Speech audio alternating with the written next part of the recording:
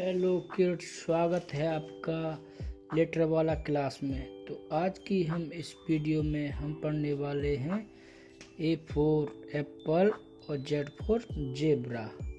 तो आइए स्टार्ट करते हैं आज की इस वीडियो को। तो ये हैं हमारे कलर। क्या हैं बच्चों? ये है हमारे कलर। तो बच्चों वीडियो स्टार्ट करते हैं। A for apple, B for ball, C for cat, D for dog,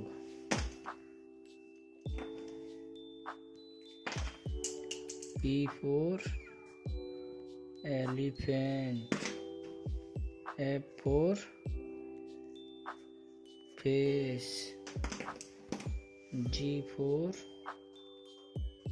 grapes, H for hen, I for ice cream, J for jug, K for kite, L for lion, M for monkey,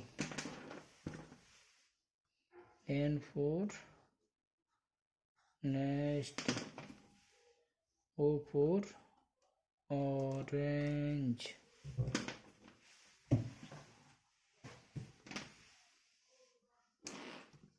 P for peacock, Q for queen, R for rose, S for sun,